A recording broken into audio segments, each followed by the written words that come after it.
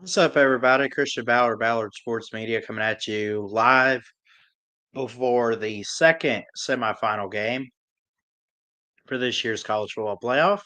We got Ohio State facing Texas in the Cotton Bowl, and kind of want to come on here real quick, get my thoughts. I titled it a tailgate stream. I don't know. It's been a weird day for me. I'm doing okay, I guess, but it's like I was supposed to go to work. Not that I necessarily wanted to. I mean, no one wants to, but then we got all this snow, and the county of Coleman here in Alabama said to stay off the roads. So I've been trapped in the house all day. Finally get a day where I can do that, but because I'm so used to going out and doing stuff, I guess I don't know. It's weird.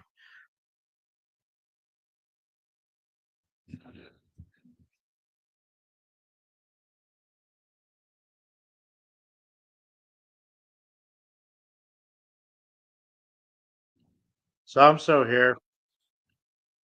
Grab me a little snack. I think I'm kind of hungry, so but we are here for the pregame tailgate between Ohio State and Texas, the Cotton Bowl semifinal for 2024 and 2025.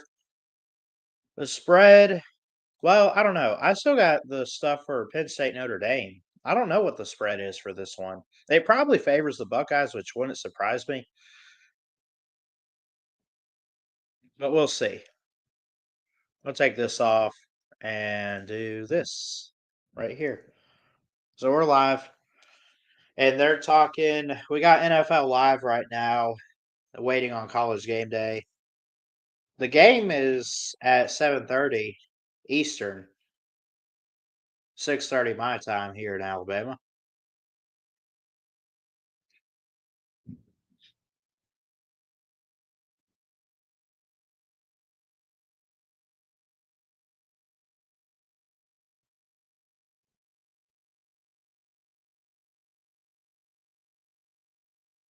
So let's look at the spread and everything like that.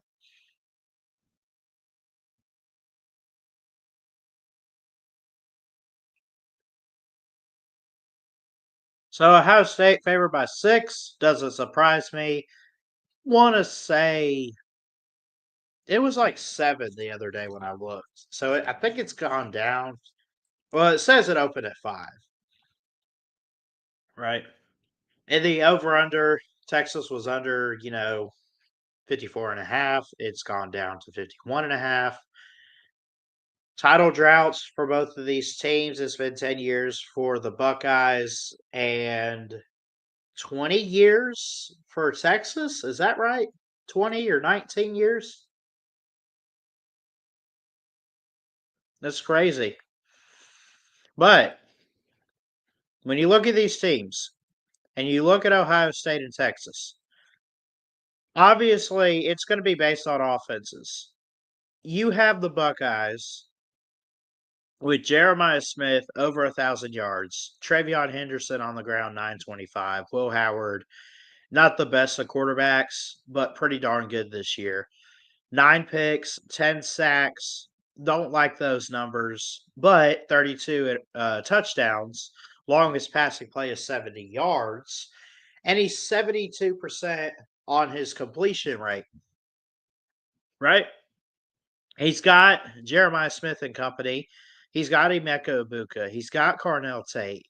He's got Judkins and Henderson at running back to help. Brandon Ennis, G. Scott. I could go down the list. He's got dudes. He's got guys that are ready to play in this game tonight. And then you look at Isaiah Bond and Quinn Ewers in Texas and Sarkeesian's offense, at which, by the way, he does call plays for. Quintravion Wisner is their lead rusher, at least in the postseason so far. They do have Jarrett Gibson, the freshman, who's looked pretty good, over 300 yards for him.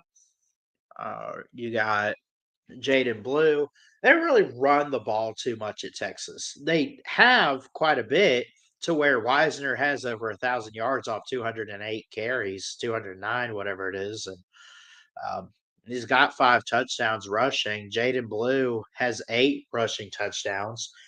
But obviously, we know that Quinn Ewers and company want to throw the football. They want to go out and they want to find ways to move the football, move the sticks, be explosive.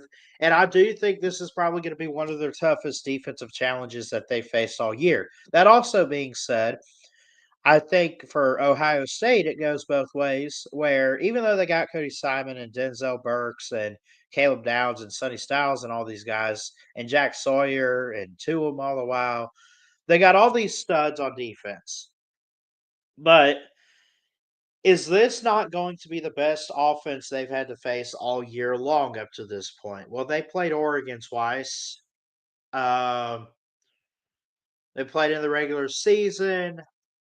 They lost. They beat Oregon and knocked them out of the playoffs. So it's kind of similar to Oregon. I mean, Texas is going to rely heavy on the quarterback play and being explosive and play action. But at the same time, I think what I'm trying to get at here is we have seen Ohio State just evolve so much over the season with their defense that they've adapted. They've adapted. What's up, Tony Vlogs Adventure? How you doing? We've seen Ohio State adapt, correct, regroup, reload, score, improve, whatever words you want to use to get to where they are in this game tonight. I It's hard because Texas lost to Georgia twice. Well, this is a Georgia team that lost their quarterback. Um, they lost in the playoffs, and it's so weird. I mean, this is like they lost to Notre Dame. Well, Notre Dame obviously is doing Notre Dame things, and what they're doing now, they're in a national title, but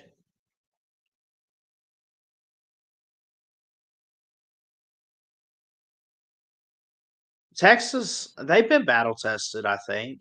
I look at they play teams like Arkansas or whoever this year, and I know those aren't necessarily teams that you want to highlight for Texas. But when you look at their schedule, they did blow out Michigan in Ann Arbor. They blew through Oklahoma. They did lose by 15 to Georgia. They played a close one with Vandy.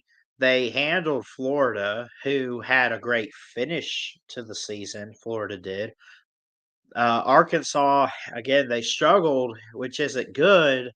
Arkansas on the road, not too bad a team. Texas A&M, not too shabby. That Georgia's second loss, or second Georgia loss, I should say, in the SEC title game. Ewers had 358 passing yards compared to the 211 that he had the first time around at home against Georgia. And in the SEC title, it goes to overtime. Incredible. And they lost. Golden has stepped up the last 3 games. Matthew Golden, 162 in the SEC title. Uh, I say the last 3 games of the regular season. But even still, he stepped up big against Arizona State with 149. Gunnar Helm had 77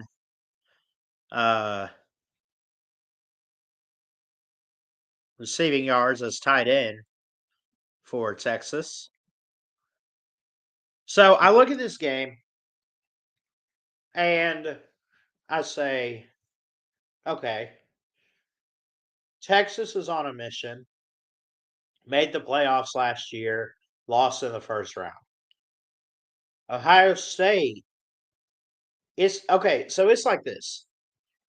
right? So you have Texas and the success that they're building on. They're not going anywhere anytime soon. I really believe that they're building something special at Texas. And I really believe Sark's the guy. Okay, so I give him credit there. Then you look at Ryan Day. Now he can't beat Michigan. We know that. But he can beat Penn State. He can beat Oregon in a rematch. And he can obviously get to a national title. We saw him in a national title in 2020. We've seen that. But you have Texas. I'm losing my train of thought a little bit on this. I didn't really come up with any notes for today, but I mean, you just look at this game. I look at the semifinal, and I see two prolific offenses going head to head. I trust Ohio State's defense more based on what we've seen recently that they could get the job done. But Texas, they're no pushover defensive team too. I mean, they have good numbers. They got good players. Jahdae Barron, 5 interceptions. Anthony Hill leads in tackles at 107. Right. They got Malik Muhammad. They got Andrew Makuba.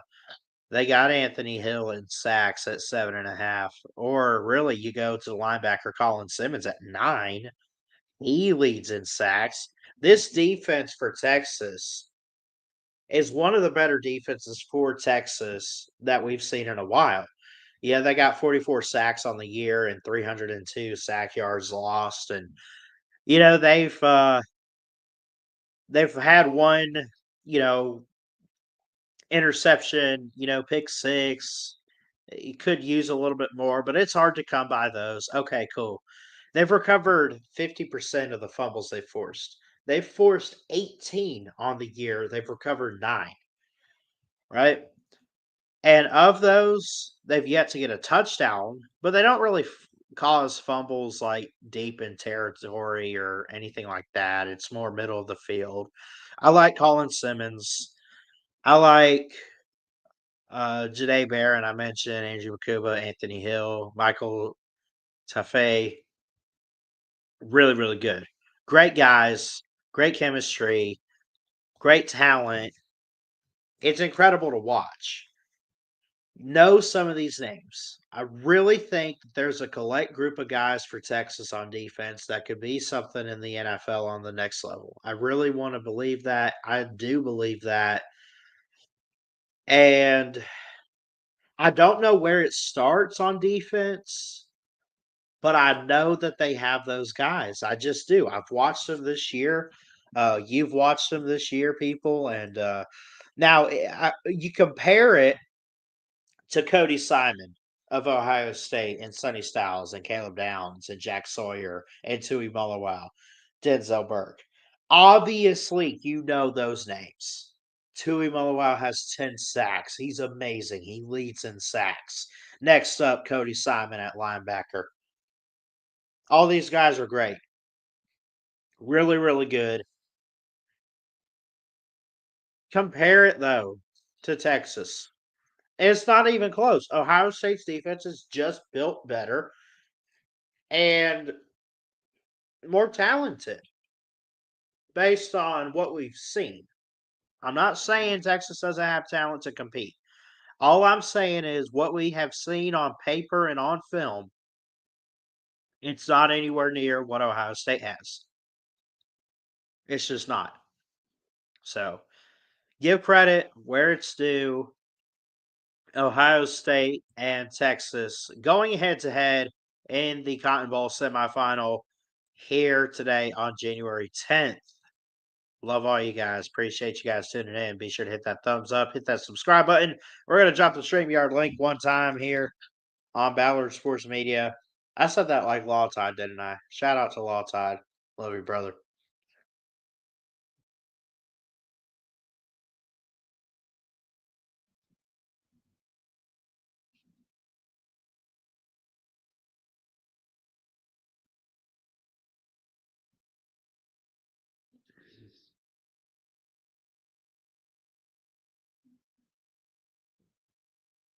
So spread 6 for the Buckeyes. Winner of this plays Notre Dame. Who needs it more? Like, seriously, like, it's a good question who needs this game more. Because you got Texas losing all these guys to the draft. Well, Howard might go pro, so you might lose a quarterback or two from Ohio State as well. I think, man, because you look at it, it is interesting to think about who needs to win a title more, or at least reach it. I think it's Texas. It's like Ohio State, like, more recently in a national title, 2020. It's kinda 2 sides to it because, like, you have Ryan Day, right? You got Ryan Day, can't win the big games in playoff, can't make it back to a national title, has yet to do that. Not saying that's my opinion that he can't do it, it's just some people out there say that. So they say he can't win the big one, he can't make it. Same thing starting to happen about Sarkisian. Kind of like what they did with Kirby Smart, but obviously we know what he's been able to do the past 3 or 4 years. Um, I don't know. I feel like it's Texas because no, maybe it's Ohio State. No, maybe it's Texas. See, that's where we're at with this. You're flip flopping. Maybe both these teams need a title win this year or a playoff title appearance just as much as the next man because you don't know. You know, they're recruiting out of their minds all these 5-star athletes. They use the portal well. You know, they're both gonna play tough in the best 2 conferences next year in the Big Ten and SEC. But who would you bet your money on? Let's say Will Howard goes pro. Let's say Ewers goes pro. Let's say Henderson. Let's say all these guys go pro. Now, most likely Isaiah Bond comes back for another year or something. I don't know what his status is for the draft, what he's at for Texas. They'll have some guys back. But you look at this and you say, you got 2 really good programs. And honestly, like, this should be the national title. Ohio State, with how they've improved all year long, and Texas being probably the best team on a field this year. At least it seems like it. I mean, it seems set up for it. It just does. Now, again, Ohio State favored by 6. They're 12-2. Texas played in 15 games, 13-2, because they played in the SEC title. Both losses come at the hands of Georgia.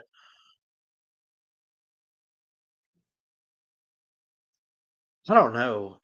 I'm picking Texas, hook 'em all day, but nothing would surprise me in this outcome. This is gonna be an amazing Cotton Bowl classic tonight on ESPN. 6:30 kickoff. Ohio State favored by 6. I just ugh. This is one of those games that you're stupid if you put your money on someone, even if they win. It's like you almost lost that money, right? And it's stupid. Don't bet on it. Just don't. Because both these teams are clicking at the right time. At the right time. And you're one game away from playing in a national championship.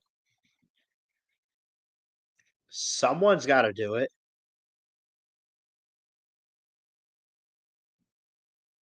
Someone's got to be there. We'll see. Winner plays Notre Dame in Atlanta at Mercedes-Benz Stadium on January 20th.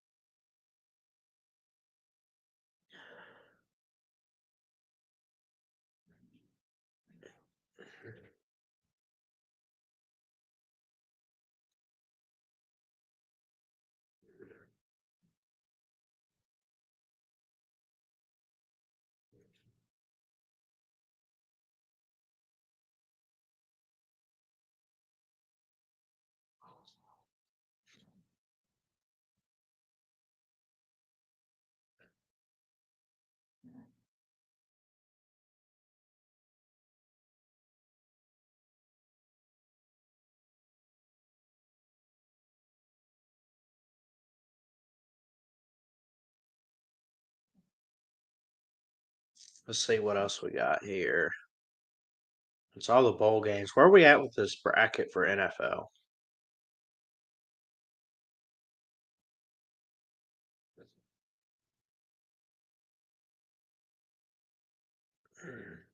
So tomorrow, Texans and Chargers. I might take the Chargers there. Oh, shoot. I don't know. Winner plays the Chiefs in the divisional round, who got a first round bye, of course. Steelers and Ravens. I want to see the Steelers, man. I love the Steelers. They're good. The Ravens might have it. I'd love to see the Bills win a Super Bowl soon with Josh Allen, but the Broncos and Bo Nix, I'm pulling for them. I love them this year. It's a lot of good teams you got to pull against. My Bucks, honestly, now at this point, Super Bowl 59, got to see the Bucks get there. They play the Commanders on Sunday. So Monday night's the Rams and the Vikings. Sunday also has the Eagles and the Packers. Jalen Hurts, let's go. Let's go.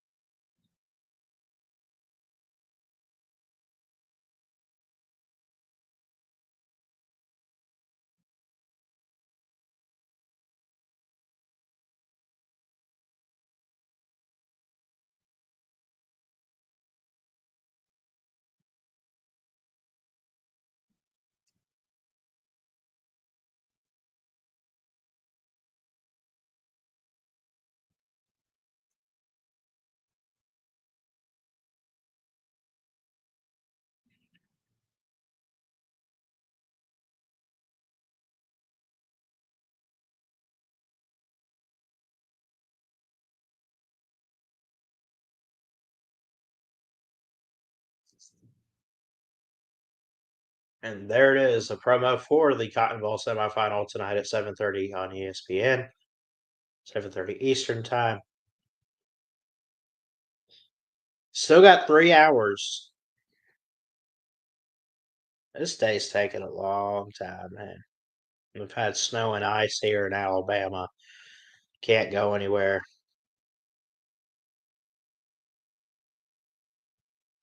Can't do anything.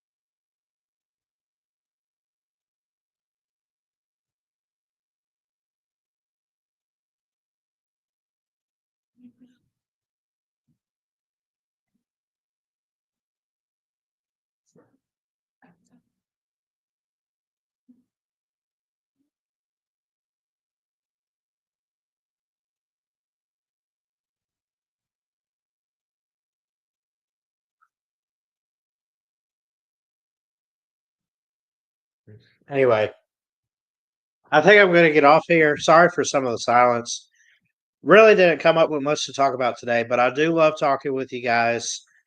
We don't really have much of an audience at the moment, maybe one or two people. I am going to relax and enjoy the game tonight with my grandparents. And I don't know. When will I be live again? I have no idea.